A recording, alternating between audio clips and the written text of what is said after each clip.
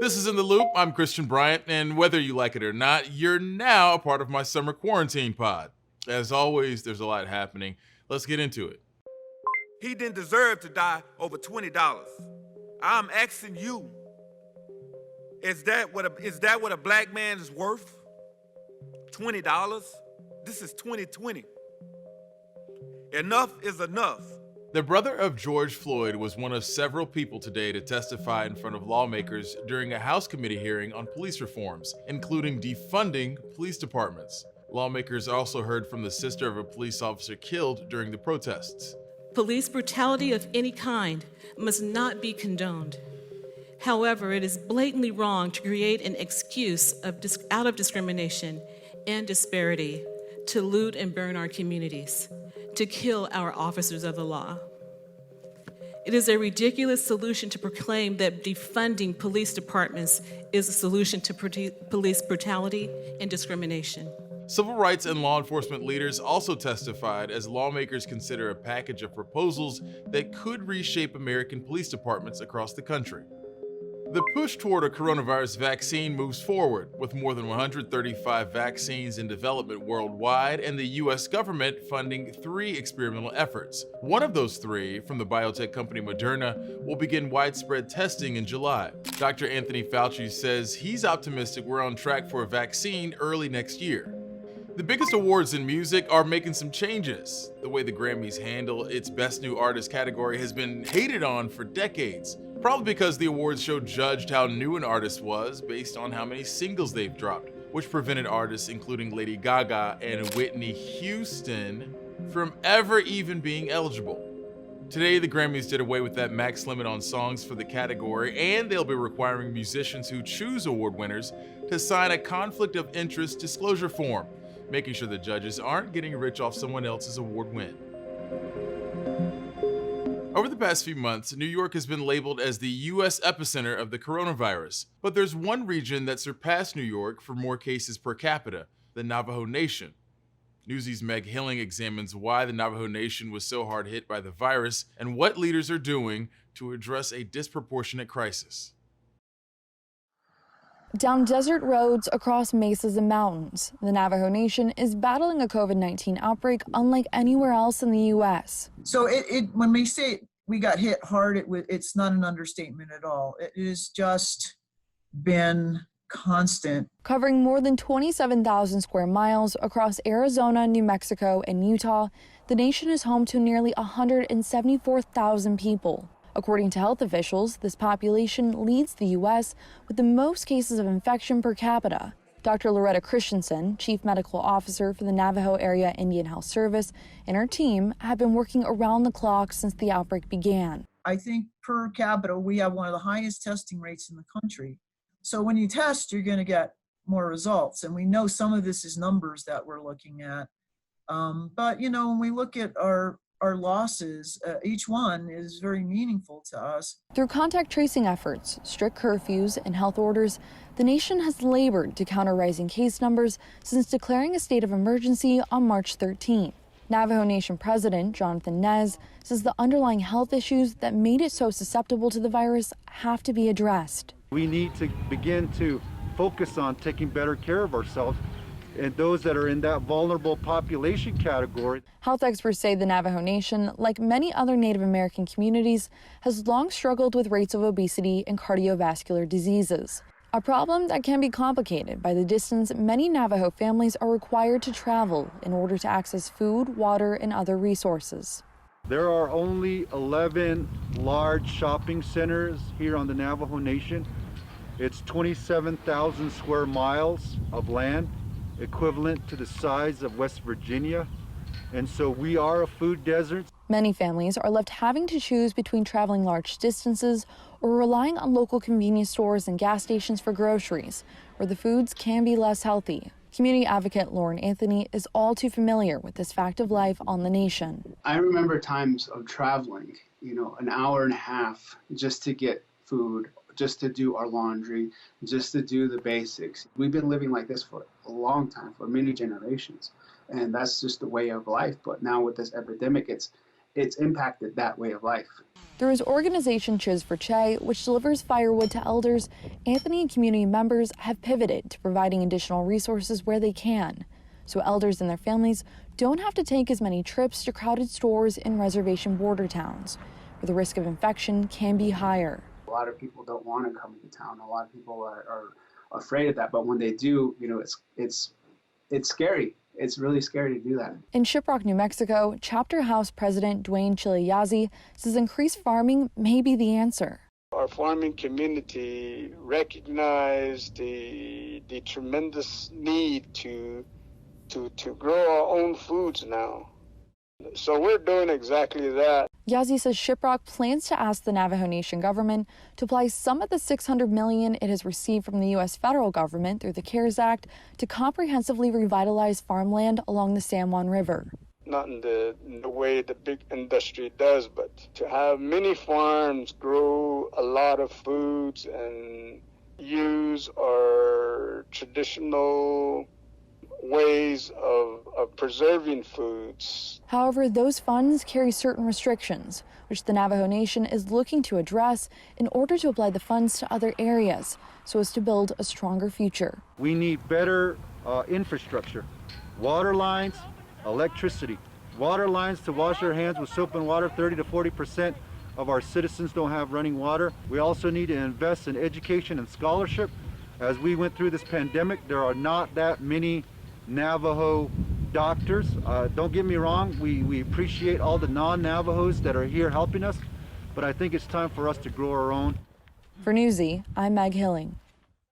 An 81-year-old movie made some news today. We'll rap about it here in just a sec.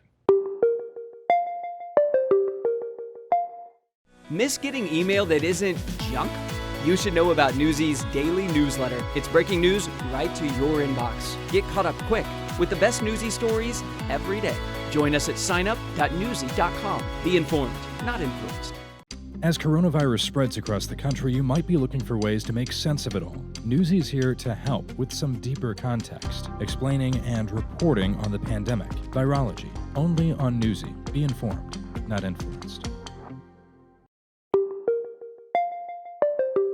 The Twitter takes have been in the oven for a bit now, and they are scalding hot. Let me go grab an oven mitt right quick. The 1939 classic film Gone with the Wind is trending after its online home, HBO Max, temporarily pulled the Civil War epic from its library, saying it plans to add a discussion of its historical context to its presentation of the film. Unsurprisingly, some people are upset. For some context, this movie still holds the record for most tickets sold by any movie ever. It's basically Avengers Endgame times 10. But it's also a film about the South during the Civil War, made in the 1930s with some depictions of slavery that have gotten pretty controversial over the years, especially now. Christopher Columbus is trending, likely because it's a rough time to be a Christopher Columbus statue. In Richmond, Virginia, protesters drowned their Christopher Columbus, while in Boston, the Columbus was beheaded. Also, not the first time for that one. This coincides with the toppling of monuments with racist histories across the world, a sort of reckoning during a time of protests demanding racial justice. And Major League Soccer is back, which is also the name of the tournament announcing the return of the Professional Soccer League. The MLS will return July 8th, making it the first major men's sports league to get back to it. All 26 teams will participate in the tournament held at the ESPN Wide World of Sports complex, the same place the NBA wants to continue their season. Across the country, cities are looking at ways to reform policing, if not defunding or dismantling police departments altogether. One widely used policing tactic and focus is the chokehold, a move used by a New York City police officer that led to Eric Garner's death in 2014. Earlier this week, New York City passed the Eric Garner Anti-Chokehold Act, which prohibits chokeholds that result in injury or death. But this next story shows there's another type of neck restraint allowed in cities where the chokehold isn't. Patrick Terpstra explains.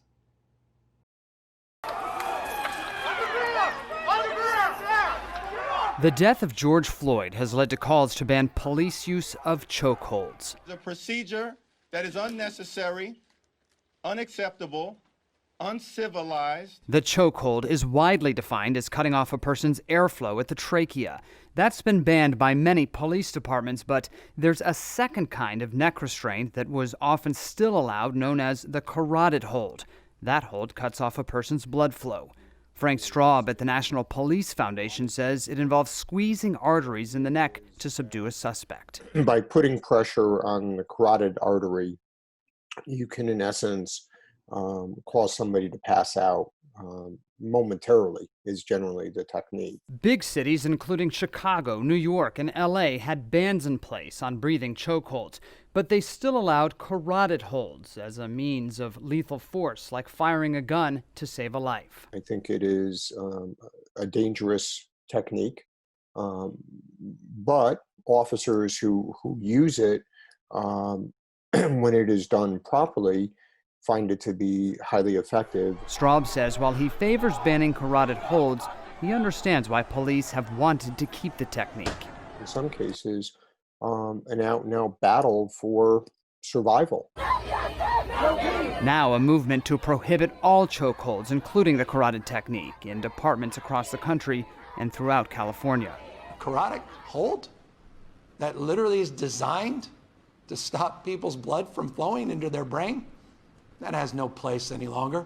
Put your hands in the air. Minneapolis, where Floyd died, also has agreed to prohibit the use of all neck restraints or chokeholds for any reason. But Straub says Derek Chauvin's knee on Floyd's neck was not any kind of approved technique he's seen. He should not have been kept in that position when he was asking for help and indicating that he was having problems breathing. Chauvin is charged with murder. Patrick Terpstra, Newsy, Washington. When this pandemic first broke out, a lot of folks were saying it was some kind of great equalizer affecting all people equally across the board. Turns out, yeah, not so much. More up next.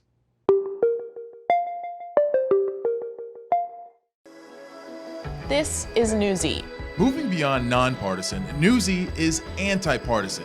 Because we're tired of pundits, of everyone else's opinion. Be informed, not influenced. The number of African migrants arriving at Mexico's southern border has soared. Immigration officials tag African migrants entering Mexico as apatrida, or stateless.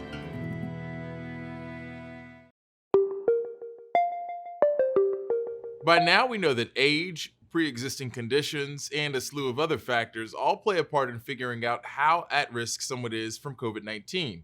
But another big factor is pollution. How close you live to polluted air affects all sorts of issues with breathing. And as Maya Nolasco Carranza shows us in this next piece for our virology series, pollution, just like coronavirus, impacts some people more than others. Months into the COVID-19 pandemic, the data on who is getting sick and dying from the disease reveals a disturbing pattern.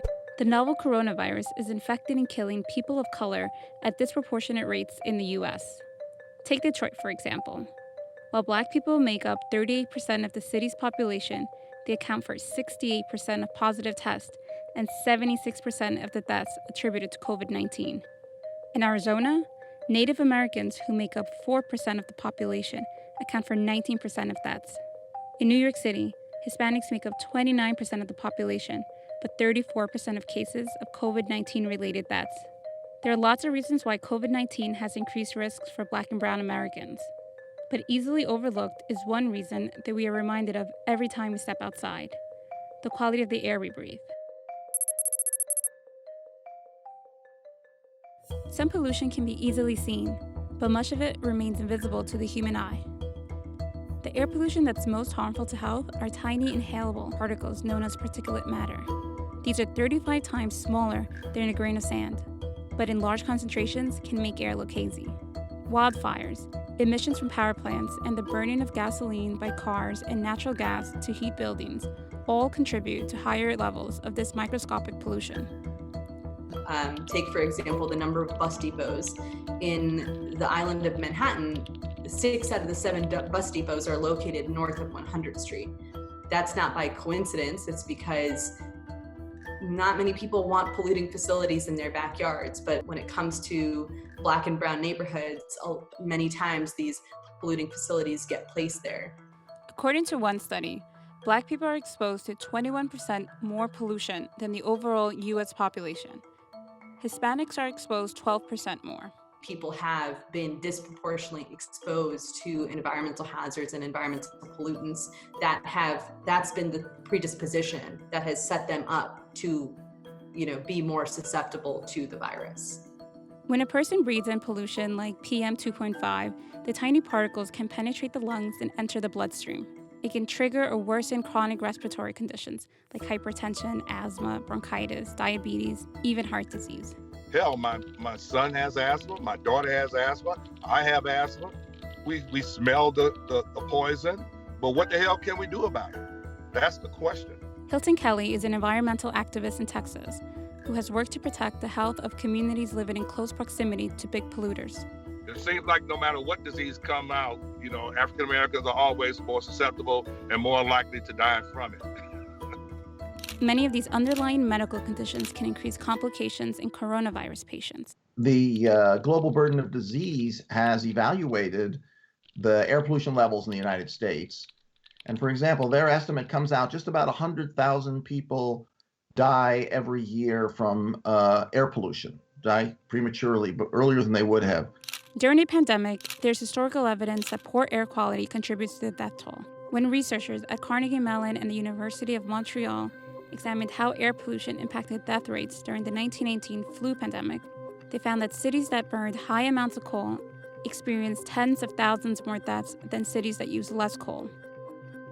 In more recent history, during an outbreak of SARS in 2003, patients from regions in China with higher levels of air pollution were twice as likely to die compared to those from regions with lower air pollution. Researchers are currently investigating whether this pattern holds true for COVID-19 as well. The entire United States, people are affected by air pollution. It's just a question of how much and how susceptible they are. And that's a big factor, as we're learning in the COVID crisis. Reducing the racial gaps in COVID-19 deaths will require addressing systematic problems, including unequal access to clean air. So, things like climate change, environmental degradation, racism, wealth inequity, these have all existed far longer than when this crisis arrived. Really, if we wanted to try and address this problem, I think you really have to go at the underlying force, which is equity. I've got to go water on my colleagues' plants while they're working from home, so this will just take a minute. We're working remotely, but our mission hasn't changed. Newsy's here for you. Newsy is here for you from our living rooms and our kitchens. 24/7. Focus on facts and not hype. Be informed, not influenced. I know I've been giving y'all way too many updates on my hair, but I know I'm not the only person in America who really needs a haircut right now. The good news, I've got a trim scheduled for this weekend. The bad news, experts say there's still some risk involved in going to the barbershop, which is why I'm taking notes on this next story. Newsy's Lindsay Thies has the story. When it comes to getting sick with COVID-19, you might be thinking about this, and we have too. Hannah asked, what's the risk of getting a haircut at a hair salon or a barbershop? We asked the experts. Their take, contracting COVID-19 from going out and getting your hair cut is high risk. So if your hairdresser is infected or shedding virus, you would be at high risk for exposure. Similarly, if you were ill and shedding virus, your hairdresser would be at high risk, given that you'll spend a lot of time in close proximity to each other. There have been some outbreaks or clusters that have been actually linked to hairdressing settings, so we know that this is a way that the virus can spread quite well. Getting your hair washed is another thing, shampooed, because when you're leaning back into the sink and the person who's washing your hair is leaning over you in order to do your hair. So there is more of that, face-to-face contact that's occurring there. So that's a little bit closer contact than other situations of getting your hair done. So something to think about with that as well. Some places are saying that they won't do shampooing and are asking customers to shampoo their hair at home before they come in. That may be something to think about. about. If you have a question about your risk, email us a video question to what'stherisk@newsy.com. That's it for In the Loop. I'm still Christian Bryant, and you're still watching, which I really appreciate. I'm going to get out of here, but you should keep the party going with top stories from Newsy starting now.